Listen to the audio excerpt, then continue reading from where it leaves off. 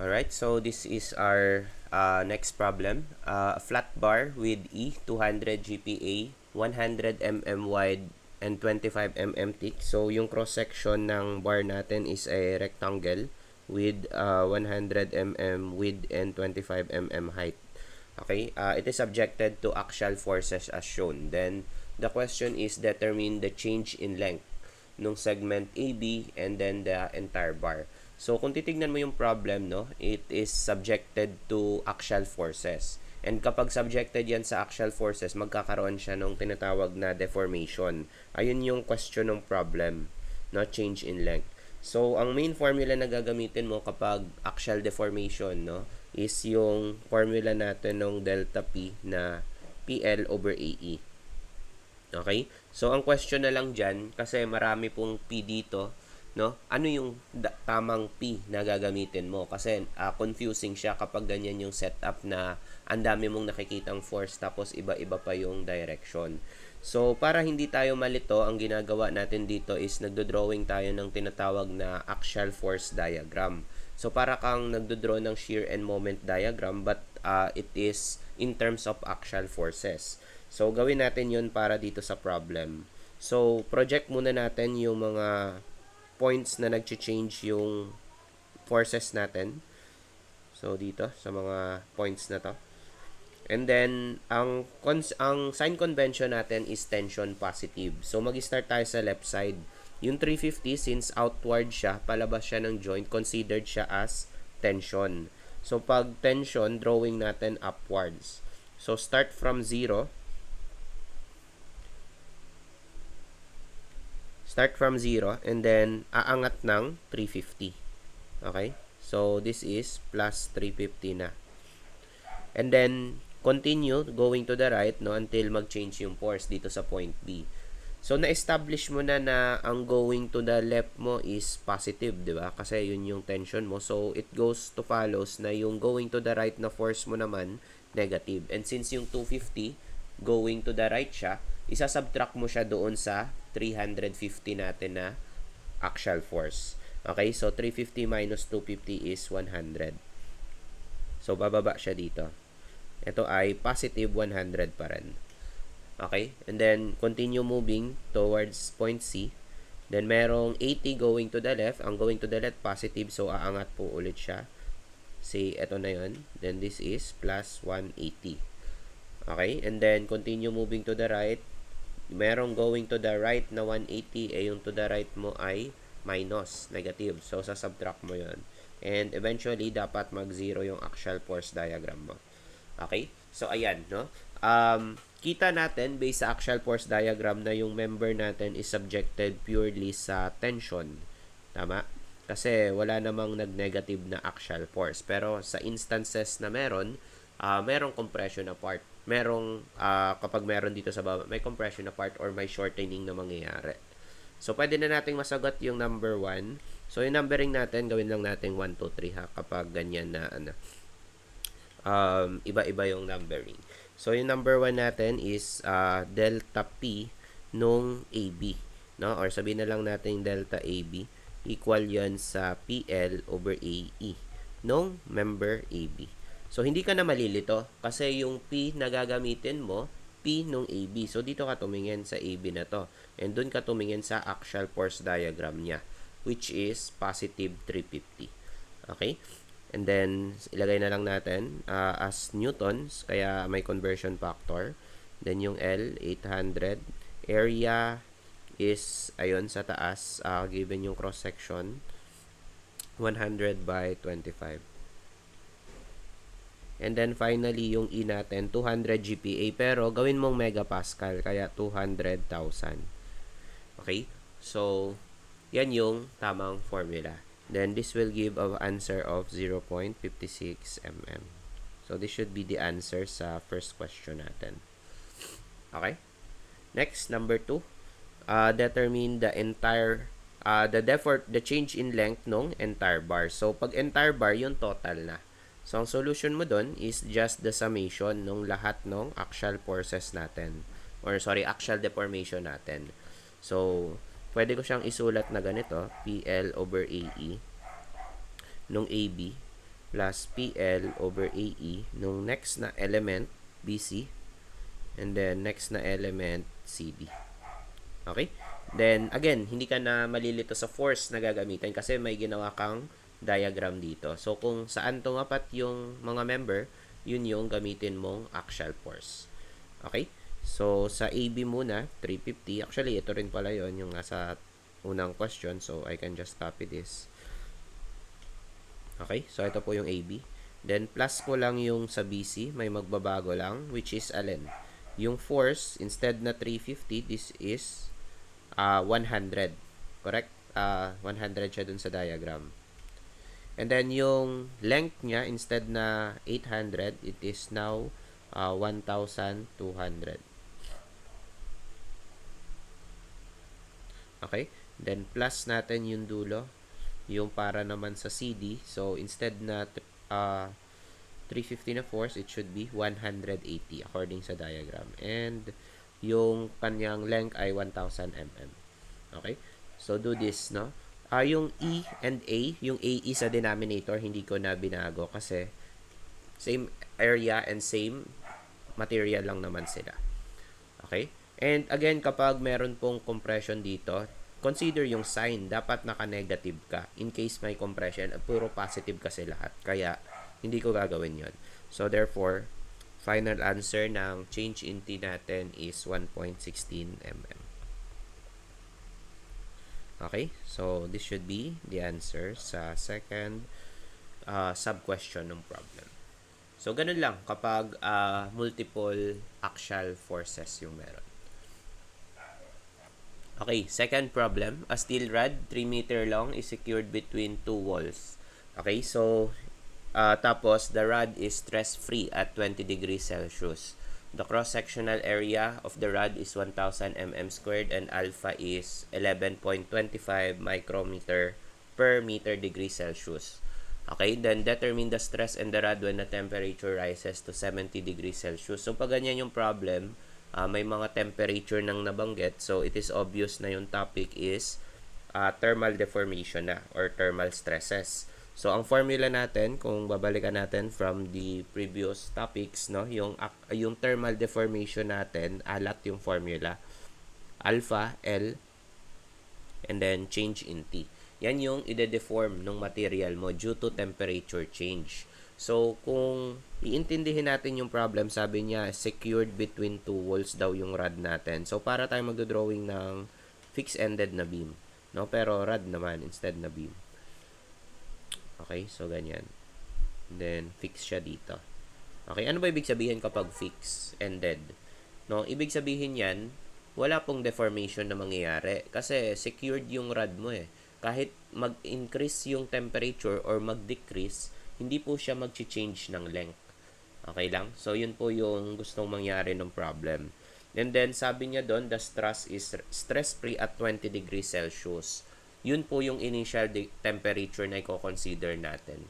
Then, doon sa first question, determine the stress in the rod when the temperature rises to 70 degrees Celsius. So, anong pagkakaintindi nyo doon? Tumaas yung temperature, no, sa 70 degrees Celsius. So, tama po ba na yung change in temperature natin, kasi yung delta T dito, change in temperature yan, di ba? Ang formula dyan, TF minus T initial. Or pwede rin namang T2 minus T1. So, ang final temperature natin, 70. Tapos, ang initial, 20. Okay? Kasi, ang gamit niyang word ay 2. Diba? Kumbaga, rises to, ibig sabihin, naging 70 degrees yung temperature. Yan yung na-record sa thermometer siguro. No? Yung last problem natin sa last topic, if you can recall, by yung ginamit dito, rises by. No? Pag by yung ginamit na word, take note na change in temperature na yon. Kumbaga, yun yung in-increase na pag by yung ginamit na word. So, ingat kayo dun sa grammar ng problem. No? Kasi, minsan nandun yung hint kung paano siya gagamitin sa equation. Okay, so malinaw yun ha. Final temperature yung 70. So, anong mangyayari, class? Iinit yung ating rod. So, pag uminit yan, ano ba mangyayari? Ang tendency niyan, di ba, mag-expand. Paano yun? Rigid nga yung walls natin eh. Kung babasahin mo yung problem, the walls are rigid. hindi po dapat gumalaw yung ating rod. Okay? So, kapag ganon, no, gustong humaba ng rod mo, pero merong wall na nagpipigil sa kanya, ang mangyari, madedevelop yung stress doon sa rod. May stress to kasi pinainit mo tas gusto niyang mag-expand, di ba? So, para ma-solve to, magdo-drawing tayo ng imaginary muna na na deformation doon sa rod natin. Okay, so ganun yung gagawin po natin. So, first, mag-drawing tayo ng say pag ganito na lang. No?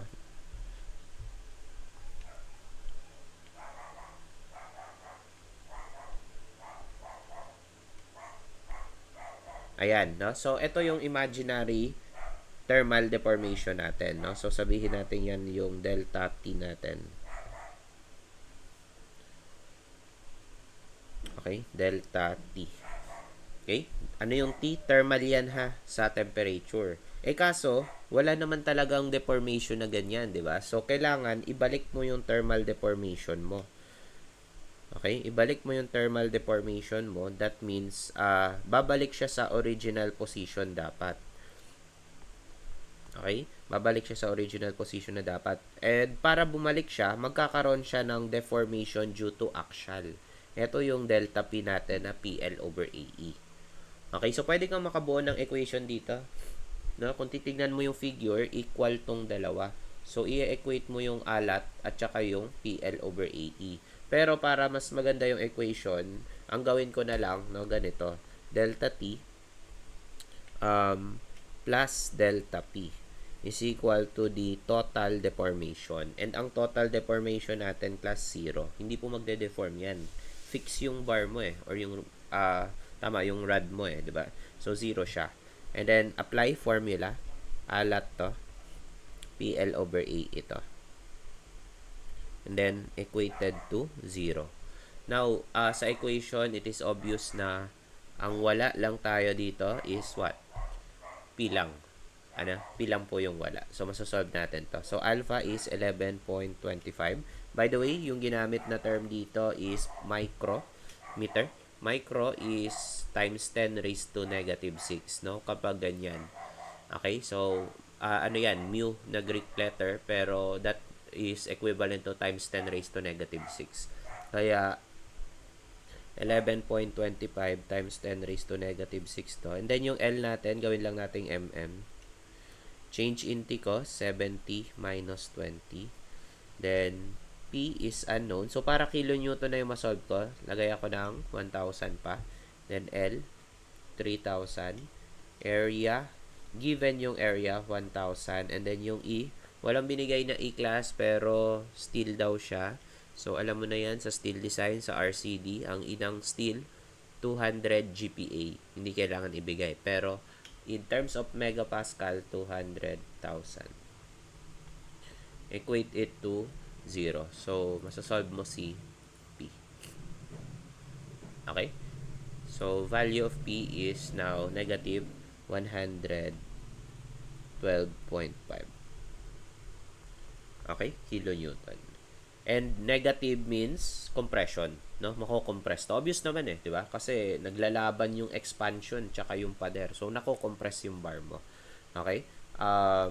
Then madali na yung tanong kasi stress yung tanong, di force over area yun. Tanggalin na lang natin yung negative. Okay, then times 1,000. Then area 1,000 din. So obviously answer is 112.5 megapascal in compression. So, this should be the answer sa number 1. Okay? Kung gusto mo, pwede mo rin gawin. Minsan, kasi may hirapan kang i-form yung equation, pwede rin i-equate mo na lang yung dalawang deformation. Delta T is equal to delta P. Parehas lang yun. Okay? Diba? Pag tinranspose to dito, ganun din yung mangyari. Pero, positive yung masosolve mo doon na na P. Okay? So, ilagay mo na lang as compression. Mabivisualize naman. Hindi naman pwedeng tension to. Nako-compress yung bar mo. Naiipit po yan. Kasi gusto niyang kumawala Gusto niyang mag-expand. So, this is for number 1. And then, number 2. Parehas lang yung tanong, no? Pero you'll notice na dito sa number 2, ano yung sabi niya? Uh, the wall yields by 0.5 mm. Dun sa number 1, rigid.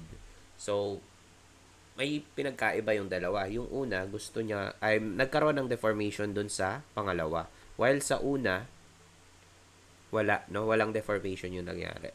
So, drawing natin yung magiging figure natin. So, number 2. Okay? So, paano yan? So, dahil may deformation class, magdodrawing ako ng assuming ito yung nag-deform niya, 0.5 mm. Sabi niya doon wall yields by 0.5 mm. So, napunta dito yung wall, no? Natulak nung rod yung wall mo eh. And then, ganun pa rin. Meron ka pa ring thermal deformation na imaginary. Assuming na yung thermal deformation natin ay mas malaki compared sa 0.5 mm. Okay? Kasi may stress na na-develop. So, siguro mas malaki to. Okay? So, ayan yon. Ito yung buong to, yung delta T natin.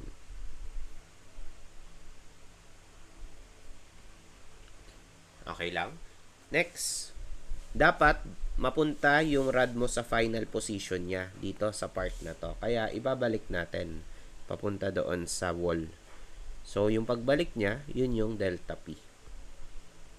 Okay? So, yan yung ating diagram. And dyan ka bumuo ng equation. And actually, yung equation natin, ganito, delta T plus delta P. Hindi na siya equal sa 0 kasi ang total deformation mo, 0.5 mm. Right? So, actually, pag sinubstitute ko yung delta T, yung alat, no? Parehas lang yun dito, class. Tama ba? Pero, naka-equate lang sa 0.5 mm instead na 0. Ayun, class, no? Tapos, paki-equate na lang sa 0.5 mm. You'll get P, no? And yung P dito is negative 79.16667. Okay, continuous. Then, madali yung stress, force over area lang yun. Kapag may force ka na, madali na po yun. Okay, so, tanggalin mo na lang yung negative. Then, times 1,000 para Newton. Then, yung area, 1,000 din. Kaya, yun na rin yung stress mo, 79.17 megapascals in compression. So, this should be the answer sa second problem natin. Okay? So, ayun. Okay? So, bago tayo mag-proceed sa next topic or sa next problem, discuss muna natin yung concept ng next topic natin, which is thin-walled pressure vessels na tayo, or minsan simply pressure vessel or thin-walled, no? So, usually, ito yung ginagamit na formula para ma-design mo yung tank, no? So, kailan ba ginagamit pala to? Itong thin-walled pressure vessels. Kapag yung element mo class is sabihin natin na cylinder muna, gaya na nakikita natin, tas manipis lang yung wall niya. Okay? So, ang assumption doon, thin-walled siya. Kasi meron ding thick-walled na tinatawag Pero, iba yung analysis noon. Pero dito sa strength of materials or sa MDB, thin-walled yung assumption natin. So, may dalawang failure yung thin-walled pressure vessel. Yung una, circumferential. Maraming tawag sa kanya, pero nilagay na natin lahat. Circumferential hoop or tangential stress. Iisa lang po yun. Tawagin na lang natin sila by variable sigma L. Sorry, sigma C pala. And then yung pangalawa is longitudinal stress. Sigma, ito yung sigma L. Okay? So, anong itsura nung dalawa? Mode of failure po to, parang sa design natin. So, dapat ma-visualize mo paano yung itsura ng failure. Yung number 1, pag tangential stress, ganito yung itsura niya. Or dito na lang, no? Nakita nyo yung, yung failure. Nabutas yung tank mo. Napunit siya doon sa side. Bakit siya napunit? Kasi may pressure doon sa loob. May gas or may fluid doon sa loob na gusto niyang sumabog, gusto niyang makawala. So, ang tendency, pag nag-fail yung tank, mapunit yung wall doon sa side. Pag ganyan yung failure, ang tawag doon yung una, circumferential or hoop stress siya. Okay? Tapos, madederive mo yung sigma C using cutting section doon. No? I-cut mo siya ng ganyan sa nakikita niyong figure. And then, through summation ng forces horizontal, hindi ko na siya gagawin. No? Pero ito yung formula niya. PD over 2T. No? So, isa-isahin natin yung variable. Yung P, small p, is the net pressure or minsan tinatawag ding internal pressure. Ano yung internal pressure? Yan yung pressure doon sa loob ng tank, di ba? May fluid nga sa loob ng tank. So, yung fluid na yon is merong pressure na ini-exert doon sa tank natin. So, yun yung P natin. Next, yung D natin is the inner diameter. So, ito, common mistake to, yung D dito. Kasi sa tank natin, dalawa po yung diameter if you think of it, no? Merong outer diameter at saka meron ding inner diameter. No? Yung outer diameter natin, syempre yung out to out na dimension, ito, D out, no? Tapos, D in naman yung measured sa loob. Okay? So, doon sa PD over 2T class, ito po yung gagamitin, yung inner diameter. Not the outer, not the median, no? But the inner. Tandaan po yun, ha? Kaya, kapag may binigay na outer diameter sa problem, hindi pa yun yung gagamitin mo. Paano mo kukunin yung inner diameter kung outer diameter yung binigay ng problem? Tama ba? Isa-subtract mo yung thickness dito, class, sa sides. Dalawang thickness minus 2t. Kabilaan. Kasi left and right yung thickness mo. So, para makuha mo yung inner diameter. Yun ay kung ibigay ang outer diameter. Now, may mga problems na hindi sinasabi kung outer or inner diameter. So, pag ganun, class, assume inner diameter po siya. Again, kapag sa problem hindi sinabi kung outer or inner diameter siya, assume inner diameter. Alright? So, ayun yung D. Then, constant yung 2, and then T is the thickness ng tank. Okay? So, PD over 2T siya. And then next, yung isang failure natin, longitudinal, paano naman yung itsura niya? Ganito naman siya masisira. Yung pa-horizontal naman yung cut sa kanya. No? So, parang iisipin mo na naputol yung tank or iniisip ko kasi dito sa longitudinal, kumbaga yung takip yung nasira. No? Sabihin natin, ito yung takip ng tank, no? Yung top ng tank. Yan yung nag-fail, hindi yung sides. So, ang formula naman nun, PD over 40. Okay? PD over 40 siya. And then, same pa rin yung mga variables. Nagbago lang talaga yung denominator from 4 or from 2 naging 4 siya. So, sa dalawa, sinong mas critical? Mas critical yung una. Ano ibig sabihin na mas critical? Mas malaki yung stress na bibigay niyan kasi naka-over 2 Tama? And siya rin yung ginagamit natin na stress kapag nagde-design. Kapag nagde-design ng tank, ang usual na hinahanap is thickness. So, imagine, sino bang magbibigay ng mas malaking thickness sa dalawa? Kung iset natin na yung allowable stress, kunyari, 50 parehas, di ba? Tapos P and D parehas. Mas malaki ibibigay nung unang formula. Kaya siya yung mas critical. So, kapag magde-design ka ng tank, halimbawa, tinatanong yung thickness, etong formula yung gamitin mo since siya yung mas critical. Okay? So, ganun. And then, kapag spherical yung tank natin, so may thin wall din tayo na spherical, not only itong cylindrical, iisa lang yung stress niya. Longitudinal and tangential na to. Sigma L and sigma T are equal dito. PD over 40 siya. Wala siyang PD over 2T. No? Over 40 na siya. So, remember yung mga formulas natin. So, sagutan na natin tong problem natin. So, a tank full of water, 8 meter in diameter. So, let us draw yung tank. So, kunyari ito yung tank natin. Then, yan. Then, full daw siya ng water, no? 8 meter yung kanyang diameter. Okay? And then, 25 meter high. So, ito yan.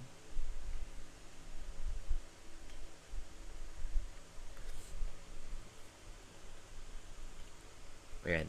And then, thickness ng tank, no? So, thin-walled po ito, ha? So, ibig sabihin, ayun yun, no? Ganyan siya. 29 mm. Calculate the hoop stress, no? Tsaka longitudinal stress. So, ang possible mo lang naman maging mistake dito, class, is mapagbaliktad mo yung dalawa, PD over 2T, PD over 4T. Madali lang kasi yung topic eh. So, yung formula lang yung iisipin mo. So, pag hoop stress, yun yung sigma C, PD over 2T. Ito naman yung sigma L, PD over 4T. So, ano yung P? No? Walang sinabing P. Pressure po yun or internal pressure. So, pag walang sinabi, tapos may hint naman sa problem eh. Sabi niya full ng water. Tama. Puno ng tubig to, class. So, ano yung pressure kung puno yan ng tubig? Paano natin kukunin yung pressure kapag full ng water yung ating tank? So, pag ganun, ang assumption natin is yung maximum pressure na na-exert niya dun sa tank. And tama ba? Using fluid mechanics, yung pressure natin, gamma H. Water siya eh. Okay, so dun ko makukuha yung P ko. Okay, so small p is equal to gamma H. Unit weight ng water, 9.81. Height niyan ay 25. Okay, yan yung i-consider kong small p. And kapag sinolve natin yan, yan ay 245. Tama? 245.25 kilopascals po to kasi kilonewton per cubic meter to tsaka meter to. Okay? Kn over m squared yung result, which is a kPa din. Pero since sa question naka-megapascal yung mga units, gawin ko na lang megapascal to. Convert kPa into megapascal. So, para i-convert yon, in case hindi nyo pa alam, divide lang ng 1,000. Kaya magiging ganito siya. So, tandaan nyo na to ha. To convert kPa into MPa, divide it by 1,000. So, ayun na. Pwede na ako mag-PD over 2T, class. So, number 1, sigma L, or sorry, sigma C, PD over 2T. Use yung P natin na 0.24525 megapascals. Okay, mag-unit analysis tayo. Megapascals. Tapos, yung D natin, wala pong sinabi kung outer diameter to or inner diameter. As I've said, pag walang sinabi, assume inner. Okay? And gawin lang nating mm yung 8 meters. So, 8,000.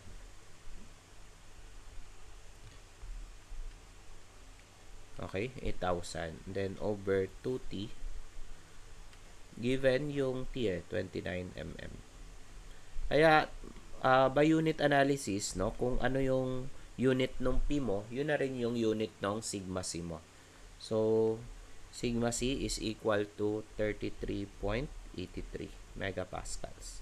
So, this should be the answer sa number 1. Right? Ayun, 33.83. And then, longitudinal stress, obviously, madali na yan kasi change mo na lang yung denominator into 4. So, copy ko na lang to.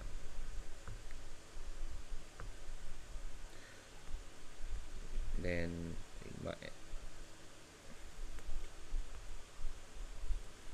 4, and then 4 to. So, half lang yan, class, no? Nung 33.83 kasi na-divide lang sa to eh. So, 16.91 megapascal. So, this should be the answer sa number 2. Ayun. Third question. The cover of the tank is held in place by 24 fasteners. Then, the allowable force per fastener is 52.5. Applying a factor of safety of 1.5, determine the maximum internal pressure which the tank can withstand. So, kung babasahin natin yung question, ano yung hinahanap na variable? Maximum internal pressure. Anong variable yon dun sa mga nagamit natin? So, tama ba? Yun yung small p. No? Ito. Yung small p natin. Yan yung pressure eh. So, ano daw yung pinakamalaking pressure para hindi masira yung tank? Tapos, may sinabi siya doon, may 24 fasteners. Ano yung 24 fasteners, sir? May mga bolts dito. Okay, sabihin natin bolts na lang or rivets, no? 24 sila, yan mga bilog. Doon sa cover ng tank. Okay, so kunyari 24 na lang to.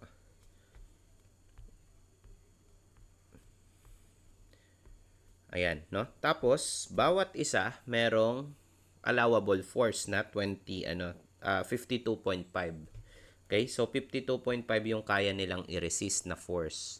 Ano daw yung pinakamalaking pressure para hindi masira yung tank? Okay? So, kung iisipin mo, no, force kasi tong 52.5. So, wala namang force doon sa mga formulas natin. Saan papasok yung force dito? So, pag ganyan yung question, involved na yung mga bolts or rivets or fastener sa tank, dapat alam mo kung paano na-derive yung formula kasi yun lang yung way para ma-solve siya.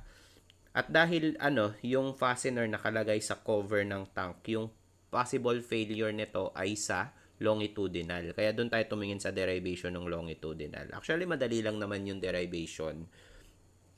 Summation lang siya ng forces, no? So, tignan natin. Para ma-derive mo, i-cut mo yung tank horizontally.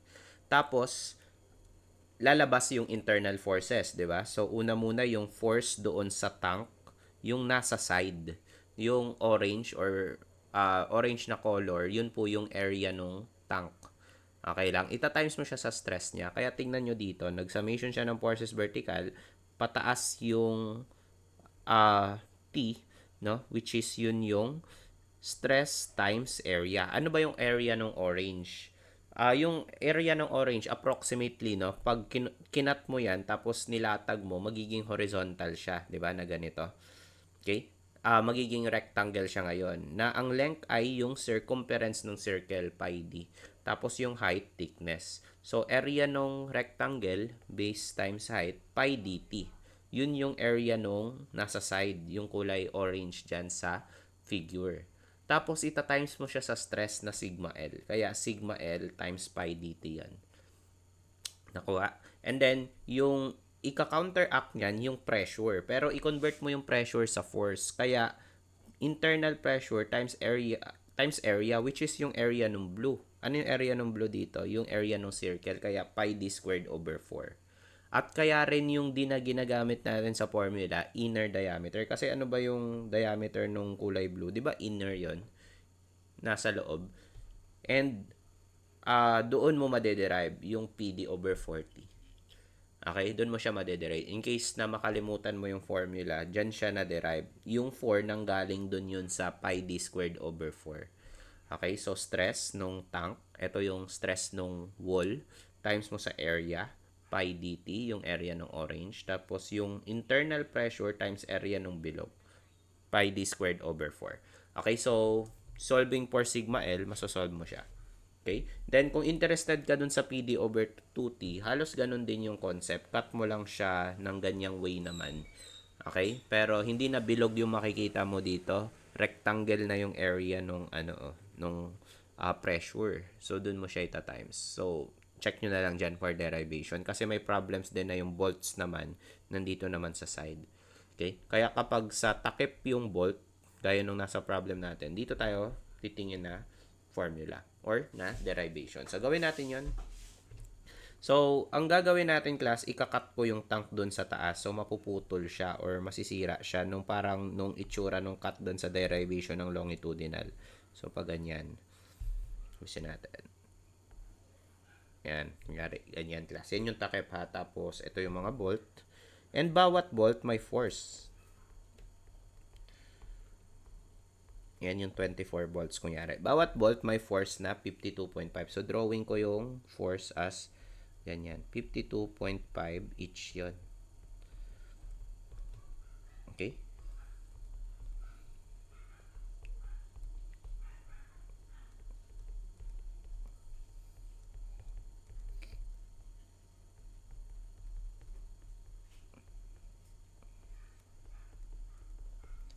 So, ayan.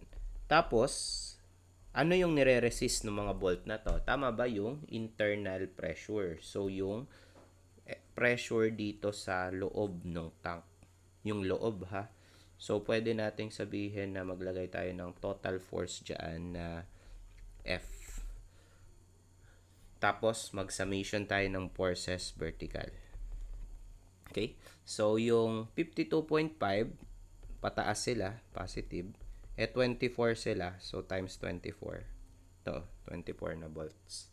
Tapos, ano yung pababa natin? Yung F. Pero, equal na yun sa pressure, internal pressure, tama ba? Times area ng blue. Ano yung area ng blue? Circle.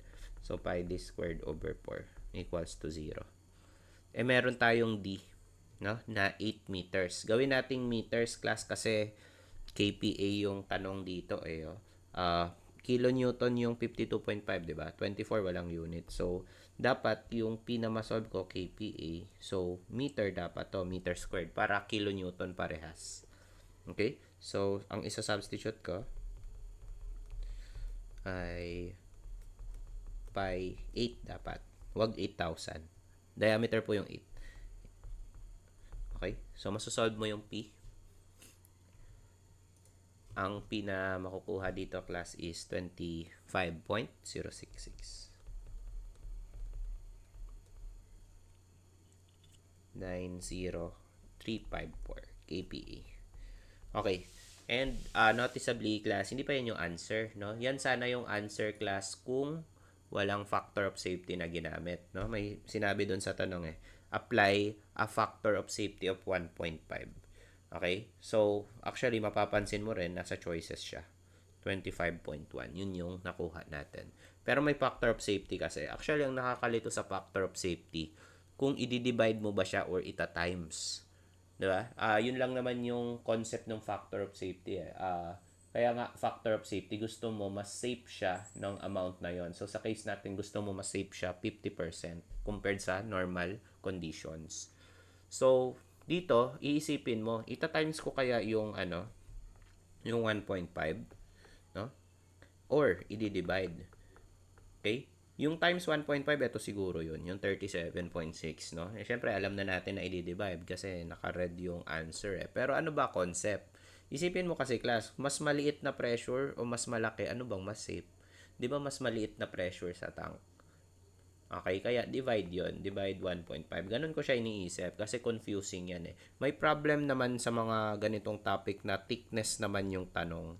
Tapos, may factor of safety. So, anong gagawin mo doon kapag thickness? Mas safe ba? Mas malaking thickness o mas manipis?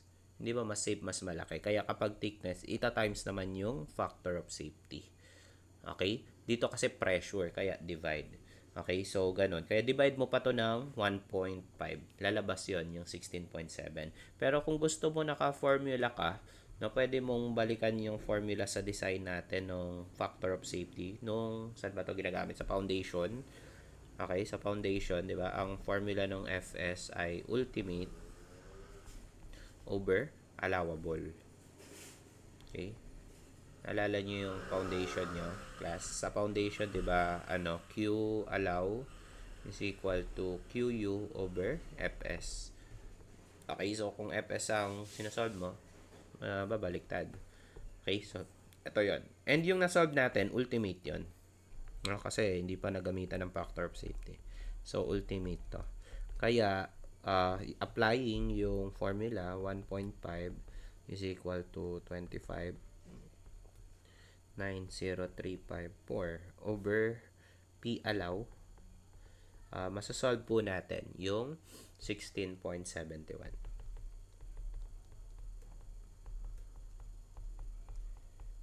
Okay, and this is already the answer doon sa third question nung situation. Okay, so ganon kapag pressure vessels. Okay, so next topic, torsion naman tayo, no? So, torsion or torque, no, is a type ng moment na nag-o-occur parallel doon sa phase nung ating ina-analyze na member. So, para siyang moment, pero twisting yung effect niya. Kapag moment kasi, ang effect niya doon sa member ay bending. So, parang sa mga beams natin, no, nagbe-bend siya. Pero pag torque, iniikot mo mismo yung face nung member. Kaya ang nagiging effect niya is nagkakaroon ka ng twisting effect, no? So mabivisualize mo naman 'yon. So ito yung member natin. Tapos kapag moment kasi ang bending ganun eh. Okay? Pero pag torque, sa face yung iikutin mo. Okay? So formulas tayo. Usually sa mga torque natin, it is applied on a circular shaft, no? So circle madalas yung cross section natin. So una muna yung stress. Torsional shear stress yung tawag. Kaya tau yung uh, variable natin for the stress. So, ang formula niya, T rho over J. Okay? So, yung T is a torque, no? So, parehas pala yung unit ng torque at moment. Force times distance siya. So, sa formula, it is better na gawin mo na lang Newton mm. Then, yung rho is, yung iba sinasabi na radius daw to. Kaya yung formula ay TR over J. Pero, in general, rho talaga yan. Pag sinabi kasing rho, it is the distance from the center nung shaft mo. Okay, sabihin natin ito yung center. Papunta doon sa location na gusto mong kunan ng stress. Ayun yung rho. Okay? Sorry. Okay, yun yung rho mo. So, mula sa center. Kaya, kapag maximum yung stress na hinahanap, ano ba yung pinakamalaking distance, di ba? Radius lang naman. Kasi pwedeng ito yung rho eh. Oh, tingnan. Wait lang. Ayaw ma-draw.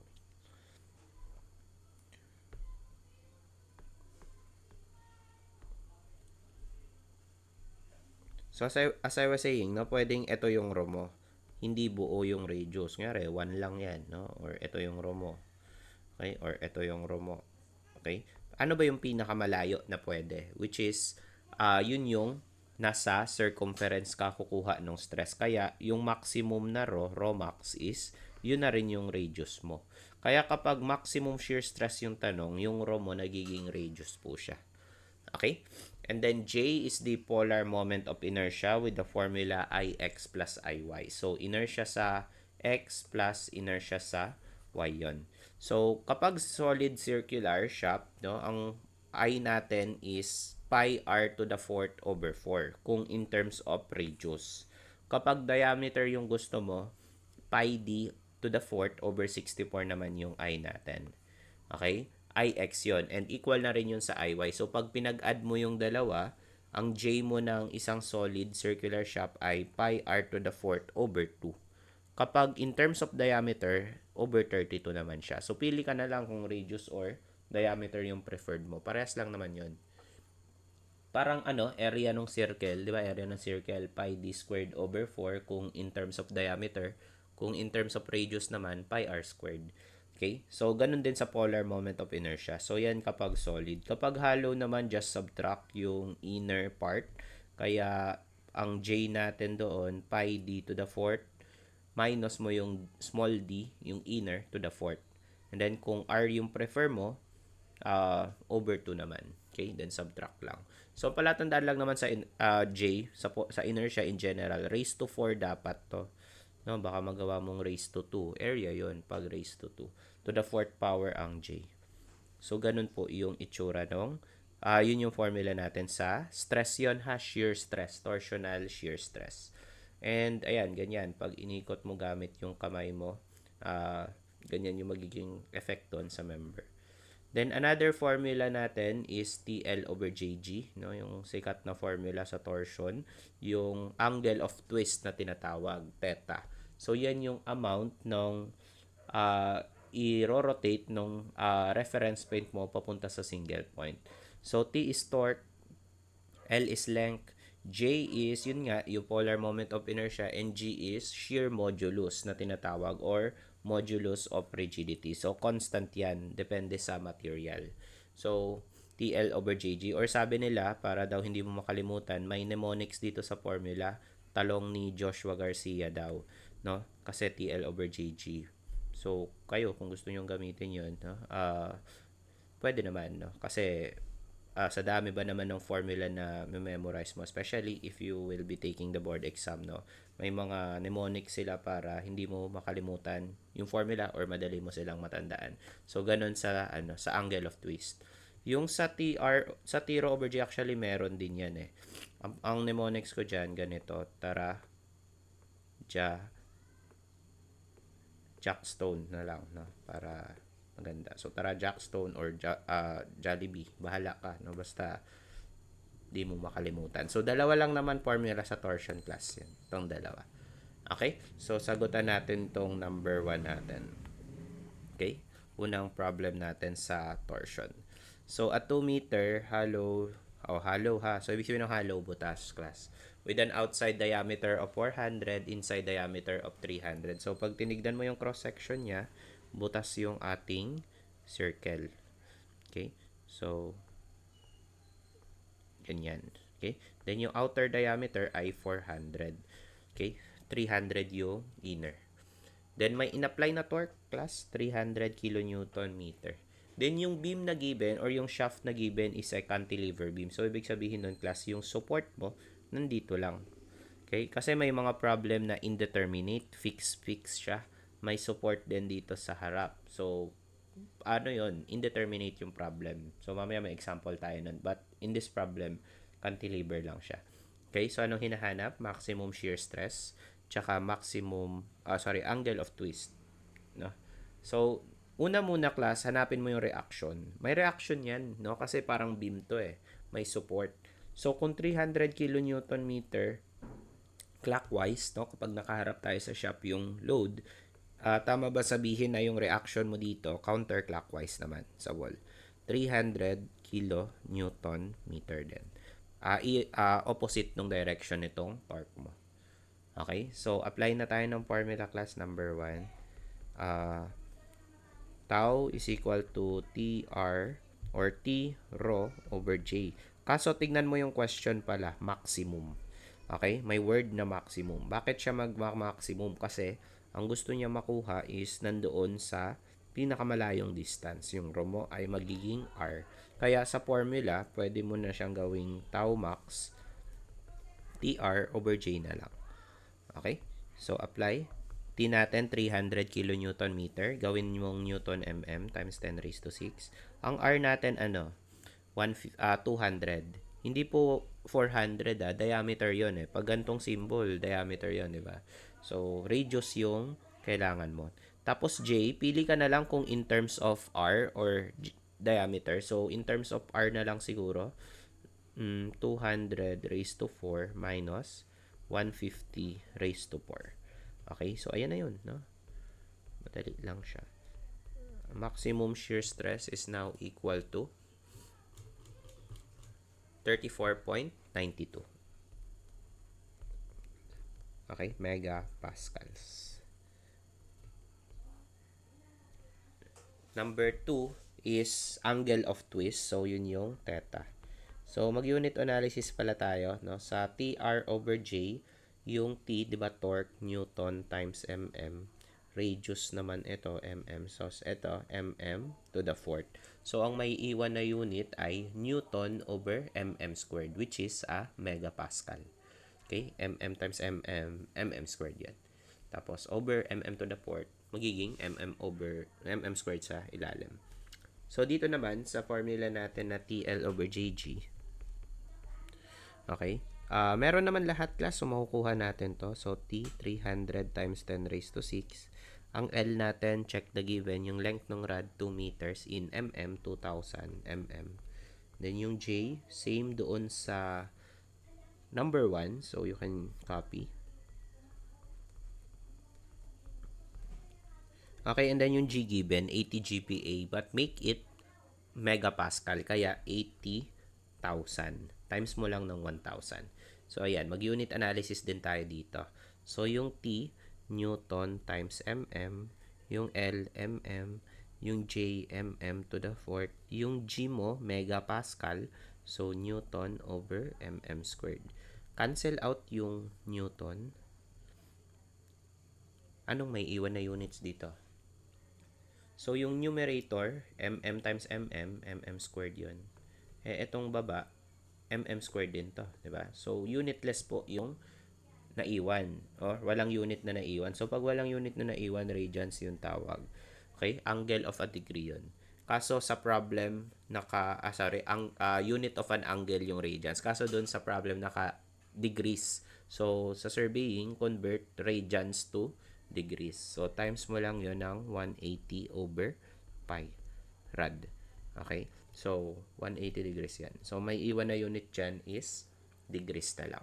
And the answer for that will be 0.25 degrees.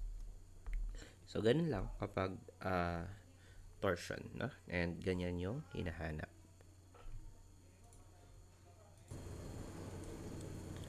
Okay, so next problem. So, ito naman yung next problem natin.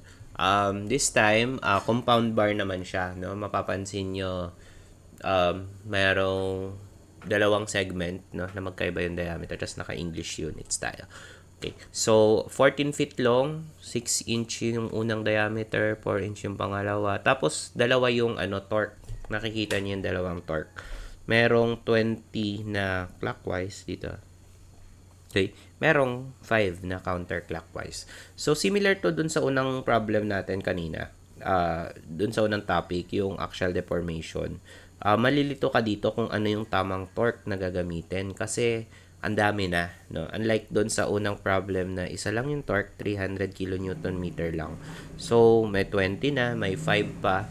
No, actually, may isa pa. No? So, alin sa mga yon yung gagamitin. So, sa ganitong case class, mas efficient mag-drawing tayo ng tinatawag na torque diagram kapag marami na siyang torque. Okay? So, ito yung point A natin. Point B. And then, point C. So, una muna, solve for the reaction. May reaction po yan.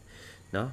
May reaction yan, class, kasi unang-una, may support eh. So, alam naman walang reaction sa support, diba? So, ano yung reaction natin? Isang 20 na clockwise to. Isang counterclockwise na 5. So, kulang ka pa ng counterclockwise na 15. Drawing mo dun sa A. Kasi equilibrium po dapat yan. So, madali naman ding tignan yon. So, 5 plus 15, 20 dapat siya.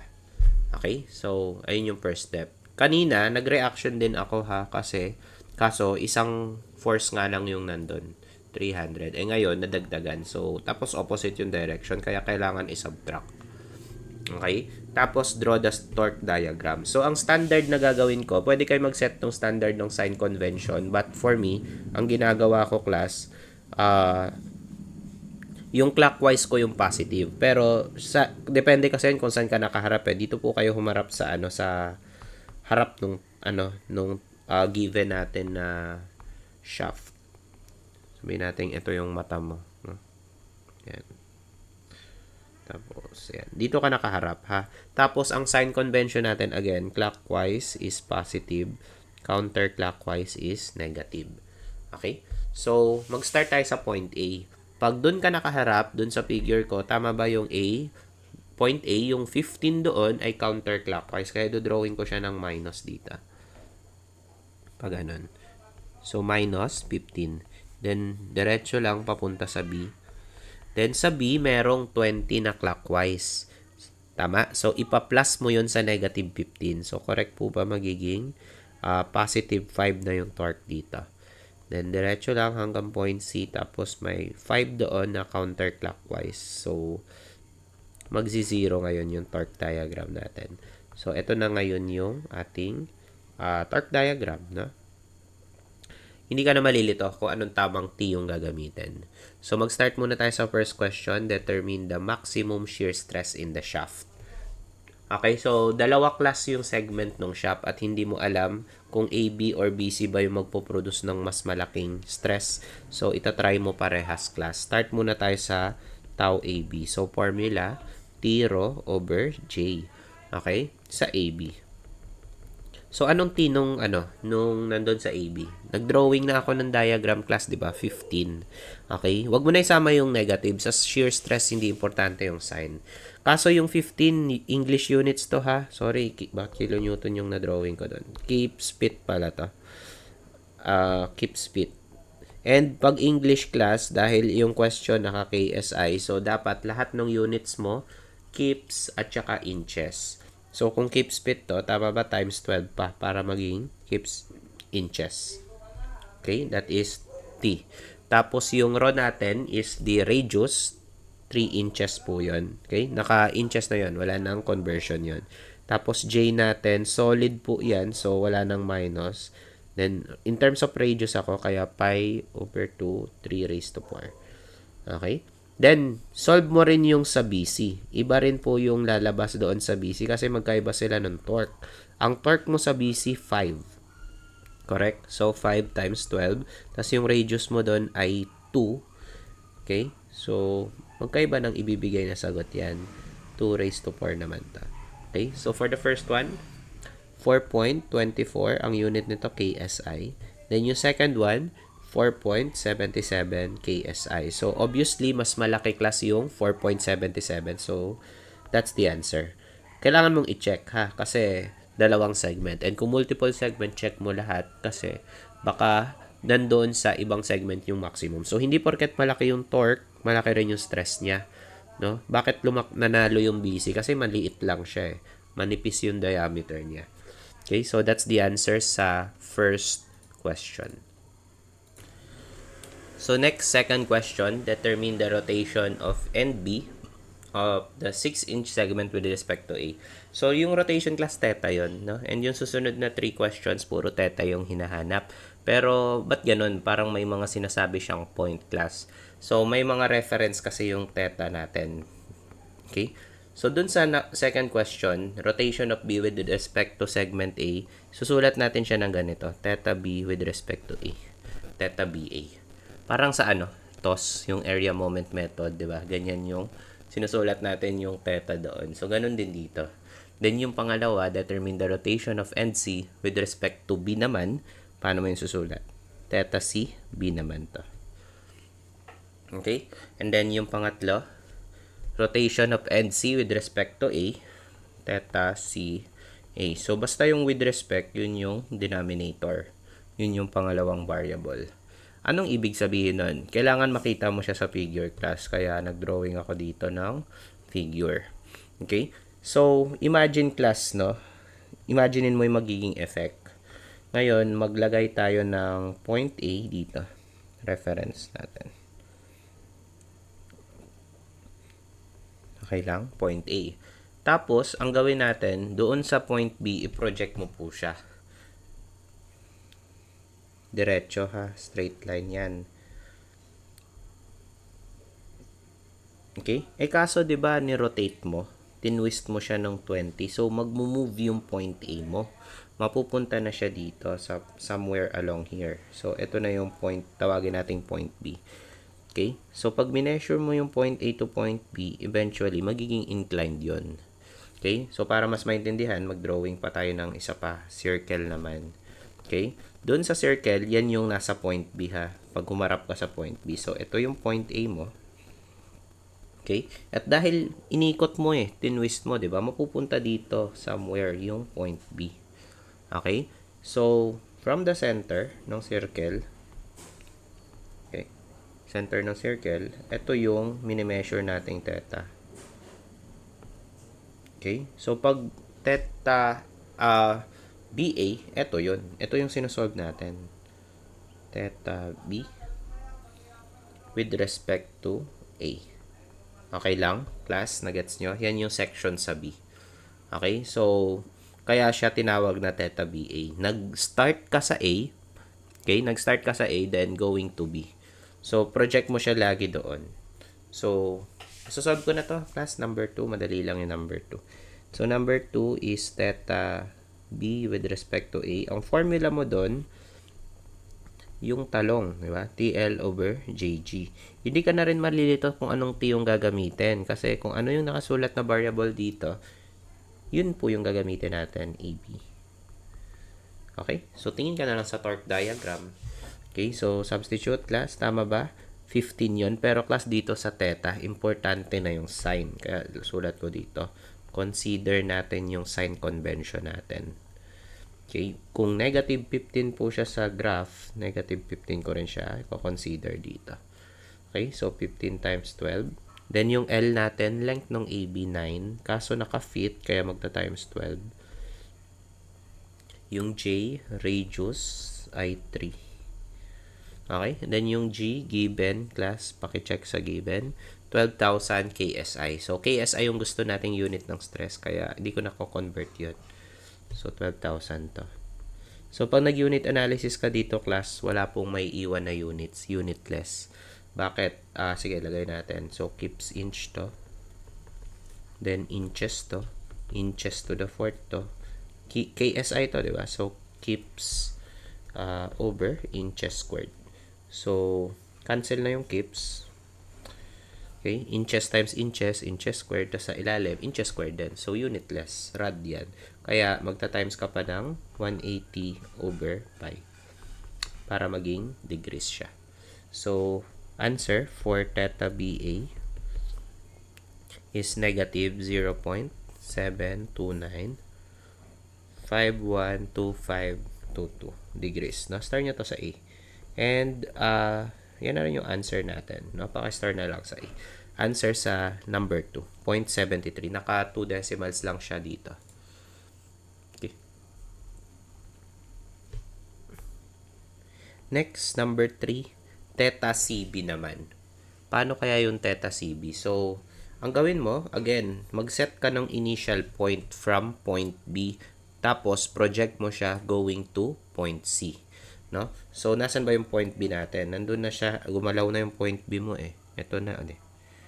Diba? So, project mo yan ng horizontal dyan. Ay, ng vertical dyan, ha? Tapos, project mo siya dito. Okay, gets nyo? Tapos, inikot mo. May torque na 5 counterclockwise. So, saan mapupunta yung ating C? Tama ba? Nandito. Ito na yung point C ko. Ito yung point B. Okay lang. B yan, no? So, connect mo yan, no? Magkakaroon ka ng twisting from the reference. Ilagay natin siya dito sa figure para mas makita mo. Doon sa bilog.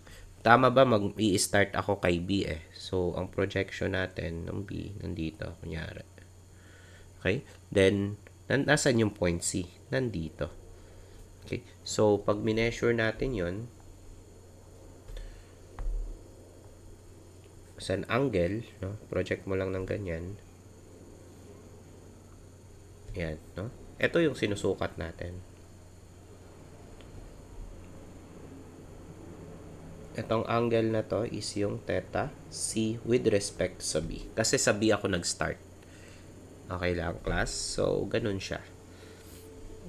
Okay, so aralin nyo yung figure para magets nyo. So, number 3, apply lang tayo ng formula. TL over JG. And then, ilagay natin na boundary is BC. No? Kasi BC yung CB. Okay lang naman mabaliktad yan. Ito yung tinitingnan mong torque ha, BC. 5 na siya ngayon. Okay? So, substitute. Consider sign. Ang 5 ko ay positive. Length ko, 5 feet. Ang J ko, 2 na yung diameter.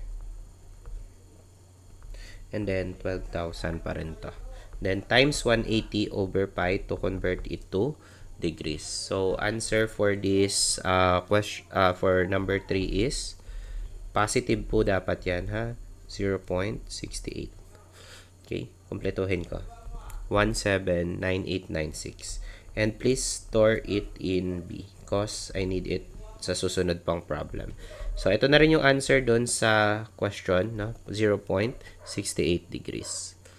Okay? So, ganun po siya. So, please, no? Kasi dito, marami ng torque. Okay? Tapos yung question may mga, may mga reference. So, ganun gagawin. Okay, doon sa number 4 and last item, rotation of C with respect to A naman. So, gagawin mo namang reference yung A, tapos punta ka ng C. So, pag dinrawing mo yun, actually, na-establish ko naman na yung point A and C, di ba? Tumingin ka na lang dito sa figure natin. Ang gagawin ko namang line, magmumula naman ako doon sa point C, papunta dito, point A, then papunta doon kay point C. Okay, pero actually, titignan mo na lang din yung cross-section. Nandito na siya sa figure. So, correct bang sabihin, class, na yung theta C going to A is just this angle? Okay? Start sa A, tapos papunta sa C eh. So, ito yon, theta C A. And looking at the figure, madali na pong makuha to. Diba? Yung value ng theta BA, minus mo na lang sa theta C B. Yun na yung lalabas. Or dahil naka-negative na yung theta BA ko, i-add mo na lang yung dalawa. Okay? Basta pag kinuha mo yung sum ng dalawa, syempre ito yon. Okay? So, in formula, pwede mo siyang isulat na ganito. So, number 4 is theta CA. This is equivalent to theta CB plus theta BA. And make sure lang na naka-negative nga yung naka-store sa A mo. Yung negative 0.72. Okay? So, B plus A.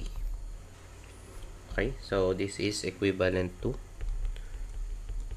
yun yung answer, na 0.0455. Or in 2 decimals, 0.05 degrees. Okay, so check nyo yung answer doon sa question. Ayun siya, 0.05.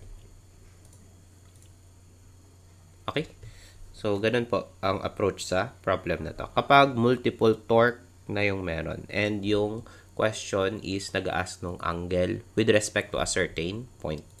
Draw the torque diagram. Useful po siya.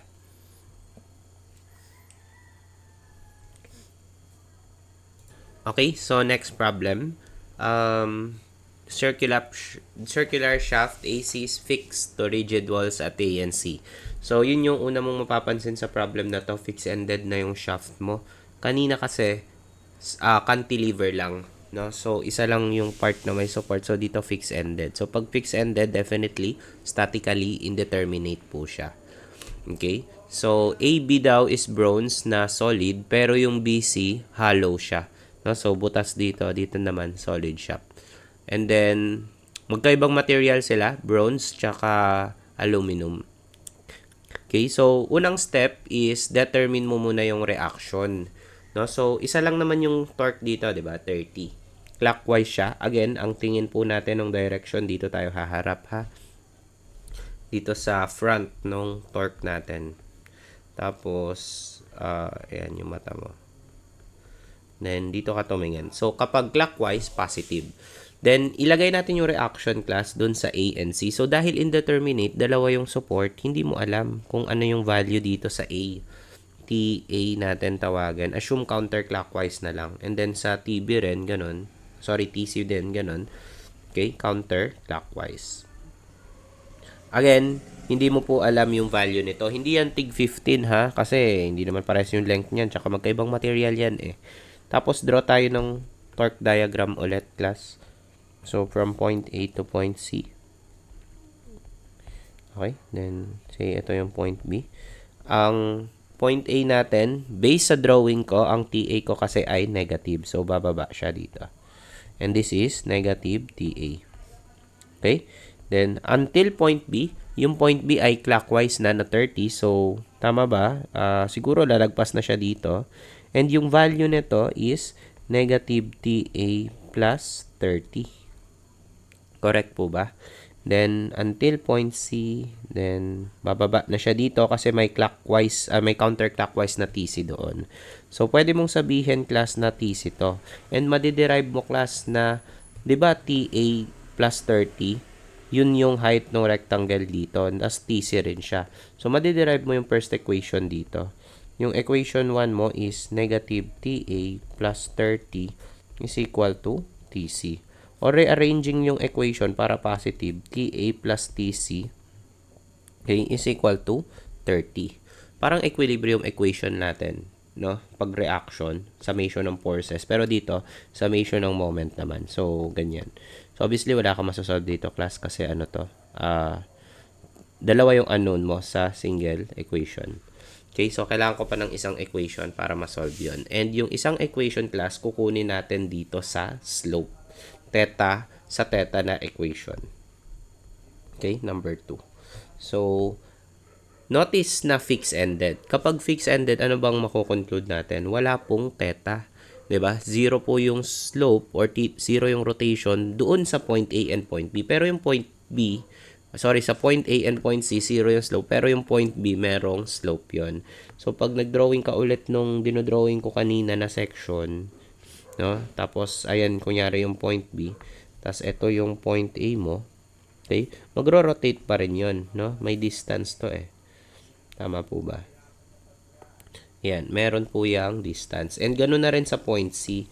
Kaso, pag binalik mo siya sa point C, magsi-zero na yon. Kasi, ano na eh, fix po yung point C mo dito. Sabihin natin, ito yung point C. No?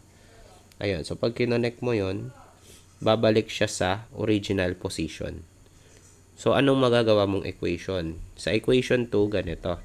Theta BA, okay, plus theta BC is equal to 0. Okay, 0 po yung total theta. Or kung gusto mo, pwede ring i-transpose mo to theta BA is equal to theta BC. Same lang din po yun. Next, expand. Dahil theta yan, TL over JG yan. Pati na rin to, TL over JG, BC. Okay? Now, refer sa diagram. Ano ba yung torque sa AB? Hindi po ba negative TA? So, lagay natin. Negative TA. Length mo ay 2 meters. No need na conversion kasi naka-equate to 0 tayo. Maka-cancel out lang din kung gagawin mo yung 2,000. So, basta consistent ka sa units. Then, pi over 250 yung radius. Okay? 45 yung G given. Hindi ko na rin ko-convert. Pwede mong i-convert kung gusto mo pero hindi siya magmamatter. Then, doon sa BC, according doon sa ano natin, sa torque diagram natin, di ba, TC to. Okay? Pero, using equation 1, mako-conclude mo rin na negative TA plus 30 yon. So, pwede mo na lang palitan to ng quantity negative TA plus 30. Okay, para isang equation na lang. Or, sorry, isang variable na lang yung unknown. Then, length is 1.4. Hollow po yung BC. So, pi over 2. 50 raised to 4 minus 30 raised to 4 to. Then, yung G natin ay 28. Equate it to 0. Then, obviously, TA lang po yung wala dito. So, masasolve natin siya. TA is 16.9139. 0197. Store mo sa A. And then, substitute mo yan sa equation 1 class. Makukuha mo yung TC. Minus mo na lang sa 30. So, 13.08.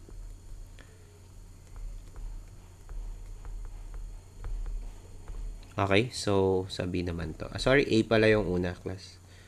Start sa A and B. Okay, so ayun. Tama naman, di ba? Pag inad mo yan, 30 yan. Oh, madali na yung hinahanap, class. Number 1, find the maximum shearing stress in the bronze. So, sinabi niya doon, in the bronze. Tapos, yung pangalawa, in the aluminum. So, A, B, and BC lang yun respectively. So, number 1, TAB. Okay? So, pag stress ang tanong, TR over J. Okay? Pag theta, TL over JG. Shearing stress eh. Tapos, use mo po yung AB dito. So, sa AB, yun yung TA. Nakastore sa A. Then, times 10 raised to 6. Ang rho natin, radius, 50. Then, yung J natin, raised to 4 over 2. Okay? So, answer dito ay 86.14 megapascals. And then, dun sa number 2, sa aluminum naman po. So, BC naman yun. Then, T mo dun, stored in B. Ang radius mo, 50 pa rin Hollowed po to pero yung outer diameter, 50. Okay? Pero yung J mo dito, hollow, ay 50 raised to 4 minus 30 raised to 4. Okay? Then, lalabas na sagot dito should be 76.57 megapascals. Okay? Ayan. And then, finally, yung number 3, find the rotation of point B relative to its unloaded position. So, ano yung hinahanap? Either theta BA or theta BC. Parehas lang naman yun. Okay? So, pili ka na lang. Parehas lang po ng lalabas na answer yon. Yung BA na lang kasi solid yung BA Yung BC kasi hollow, may minus pa. So, solve natin to. TL over JG ng AB. Stored in A times 10 raised to 6. And then length, 2,000. J, 50. Then G ay sa bronze to. So, yung 45. Then, times 1,000. 45,000. Tapos, times 180 over pi para degrees. Okay? So, tama ba yung nandun? 4.39.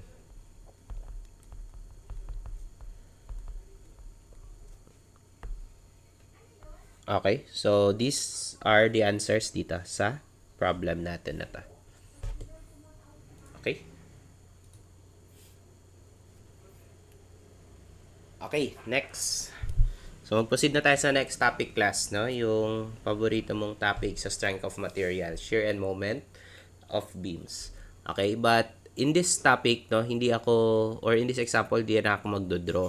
Ang gagawin ko kasi is yung isang method ng pagdetermine ng shear and moment sa beams, method of section, magkakat tayo sa beam. Sa board exam kasi, hindi naman nagtatanong ng drawing doon, syempre, kasi multiple choice eh. Kaya usually, ang hinahanap sa board exam is yung shear and moment at a certain point. So, for example, itong number 1, maximum shear.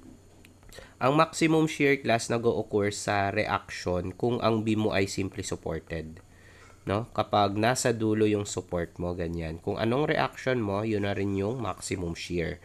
Kasi, for example, may overhang, no, yung beam mo ay roller pin, no, tapos ganyan yung location ng support mo, hindi pa nasa reaction yung maximum shear niyan. Okay, so take advantage natin yung pagiging simply supported ng beam tapos symmetrical pa. So determine the reaction, solve the reaction. So symmetrical yung beam, no, hindi na natin yung loading, hindi na natin kailangan mag-take nung moment. Pag reaction ng symmetrical na loading, kunin mo na lang yung total area. 'Di ba? Alam mo naman ang area ng rectangle, 1/2 base times height. Okay, so ito yung total area. Tapos, divide mo ng 2 kasi dalawa po yung yung support natin. Alright, so this is equal to 80 kilonewton natin. And again, yung number 1, maximum shear natin is equal na rin yan sa reaction, 80 kilonewton. Okay? Then, you can also draw the shear diagram, no? Kung alam mo itsura ng shear diagram na ito, ganito yata, no? Ito yung maximum, no? So, yun na rin yung reaction niya. Next, maximum moment class. So, ang maximum moment ng beam na symmetrical yung loading, nag-occur sa midspan. Okay? So, hindi na ako mag-moment diagram. Again, ang gagawin ko na lang class is yung ginagawa natin sa design, magka-cut tayo ng section. So, cut tayo ng section class dito sa gitna. Then, consider left. So, makikita natin, kita natin yung pin. Okay? Kita natin yung loading ng triangle. Ganito na lang yung makikita ko. And then, kita rin natin yung reaction na 80 kilonewton. Tapos, ano na lang yung length ng beam natin? 2 meters. Okay? And then, lalabas class dito yung shear and moment niya. Pero, kunin lang natin yung moment class. Doon lang ako interested eh. So, yan. May moment na yan dyan. Okay? Then, take ka na lang ng moment class doon sa cutting plane mo. Or direct mo na siyang equal. Tama ba na ang M mo? 80 times 2. Okay? Tapos, yung triangle. So, area muna ng triangle. 1/2 times 2 times 80. Tapos, ang centroid niyan class, nasaan? Nandito. Tama? So, 1/3 yon ng base. 1/3 ng 2. Okay? 1/3 ng 2. Then, equate, ayun na. Diretso na yan, no? So, makukuha mo yung maximum moment natin na 106.67. And yan din yung lalabas kapag nag-moment diagram ka, class. So, kapag ganun, cut ka na lang ng section unless kailangan talagang malaman yung diagram, no? Pero sa board kasi madalas at a specific point. So, halimbawa, pwede kong tanongin, what is the moment 1 meter from A? So, cut ka 1 meter sa A, class. Ano yung moment dito? Ipo-project mo yun sa moment diagram mo. Pero, it is more efficient na mag-method of section ka na lang. Cut mo siya dito, class. Consider mo lang tong triangle na to. Ratio and proportion ka muna para dun sa height. No, kasi hindi efficient mag-draw ng shear and moment sa board exam. Masyadong matagal. Tapos, isang point lang yung kukunin mo. Okay, so, study nyo tong method of section. Okay, so next topic and last item natin is meron tayo ditong cantilever beam yan, class, ha. Ano lang yung wall doon sa B. Actually, hindi pala cantilever, prop beam siya. Pero given na yung support. Tapos, ang tinatanong, maximum tensile stress and maximum compressive stress. So, dito na papasok yung topic natin na flexural stress. FB or bending stress. So, ito yung may formula na MC/I. Similar ito, class, sa strength of material, actually similar to sa PCD, no, which is originates from strength of materials talaga na topic, no. Yung unang topic nyo sa PCD, balikan ninyo kasi ganito lang din yung gagawin natin.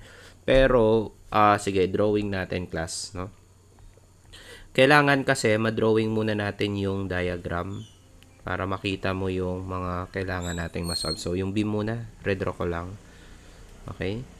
Ito yung beam natin, 4 kN per meter, 6 meter. Tapos, given na yung reaction dun sa prop, 10 kN. So, ano reaction dito? So, tama ba? 24 yung total load. 6 times 4, 24. So, may 24 na pababa. Tapos, may 10 na pataas. So, kulang ka pa ng 14 na upwards reaction. And meron pang isa class, may moment pa dito. Kasi fix po ito eh. May moment reaction kapag fix. So, paano kunin yun, sir? I-moment mo lang yung, yung beam. So, start sa load, no? 4 times 6 times 3. Kita nyo yun? Tapos, yung reaction kasama, yung 10, minus 10 times 6 naman. Okay? Minus yun. And then, ang magiging answer mo doon is what? 12. Tama ba? Moment at B is 12 kilonewton meter. Draw natin yung shear diagram, class. Start sa 0. Aangat ng 10, class. Tama? Positive 10. Tapos, isa-subtract mo yung area ng triangle. Area ng rectangle doon sa 10. Which is 24, di ba? 6 times 4, 24 yon. Tapos, subtract mo sa 10. So, negative 14 yata yon, class. Tama ba? So, dito yung negative 14. Okay, tapos may reaction na 14. So, aangat, magzi-0. May shear diagram ka na. Hindi pa kompleto. Kailangan mo pa yung length ng triangle X. No? Kung X to, tama ba na 6 minus X naman to? So, makukuha mo yun, class, through ratio and proportion. So, mag-ratio and proportion tayo. Positive po yung 14 ha sa ratio and proportion. So, masasolve mo yung X na 2.5. So, ito palang length na to, 2.5 meters pala. So, kung 2.5 yan, correct ba sabihin na 3.5 naman yung kabila? Okay? Next, moment diagram naman tayo, class. So, sa moment diagram, start sa 0 sa left side, wala namang moment doon. Add mo yung area ng triangle na to, class. Kaya mo na yon. 1/2 base times height. May base ka na at may height ka na. So, yun yung moment hanggang doon sa dulo ng triangle. Okay? So, pag pinlat natin, magiging ganito. And I think yun ay positive moment na 12.5. Okay? Next, subtract mo yung area nung triangle doon sa right side naman. Eto. Triangle lang din yan. Kaya mong subtract yan, class. 1/2 base times height lang yan. So, ito yung height at yung base. So, 12.5 minus 1/2, 3.5 times. Wag mo na i-negative ha, na minus mo na dito eh, 14. So, malalaman mo yung moment sa dulo. Okay, yung moment sa dulo, class, sa dulo ay negative 12. Nakuha nyo? So, nandito siya. Okay, negative moment na 12. Oh, baka sabihin mo, sir, hindi nagsara. Meron pang moment, class, doon sa fixed support eh, sa given 12. So, pa-plot po yan. So, pag clockwise yung moment mo, aangat po yon. So, mag-zero yan eventually. So, yan yung itsura ng ating moment diagram. Okay? Next, pwede na tayo, class, pwede na natin masagot yung 1 and 2. Tension stress, tsaka compression stress. So, magtataka ka, paano nagkaroon ng tension at compression dito? Normal stress pa rin kasi yan, yung bending stress.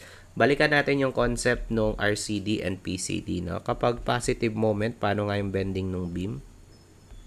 Correct ba, class? Ganyan, no? Nakasmile. So, yung tension yung nasa baba. Compression yung nasa taas. Kapag negative moment, baliktad naman, class. No? Tension naman yung nasa taas. So, dun yung una magka-crack. Then, compression sa baba. Tignan mo yung moment diagram ko. May tension at may compression. So, sa number 1, sa tension muna tayo. No? Number 1, tension yung tanong eh. I-check mo siya, class, sa positive moment and sa negative moment. So, positive moment muna. Ang formula natin, MC over I. So, ang M natin, 12.5, yung positive. Ano yung C ko? Class, sa positive moment, yung tension nasa baba. So, C bottom yung gagamitin.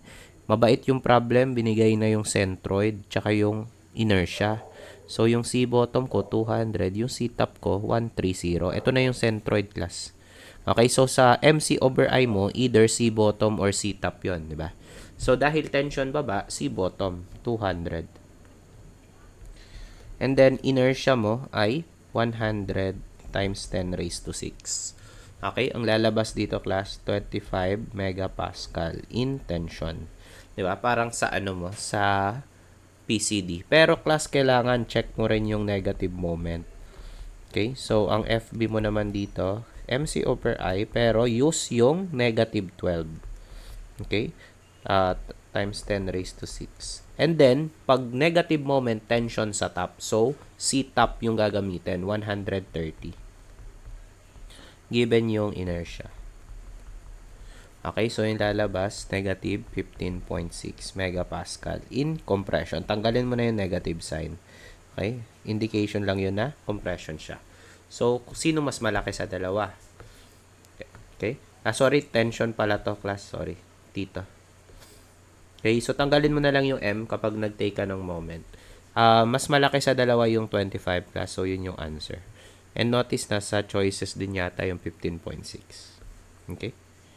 So next, compression naman. So siguro nahuhulaan mo na yung gagawin class. Check mo sa positive and sa negative moment. So positive moment muna. Same formula. Same M. Pero instead na C bottom yung gagamitin ko, compression top tayo, C top.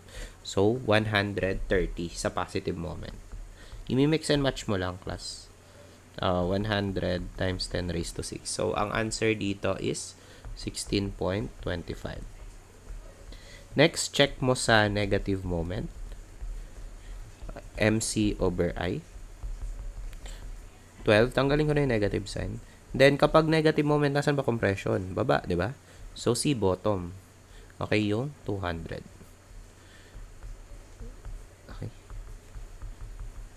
So, answer dito is 24 megapascal. So, compare the two, class.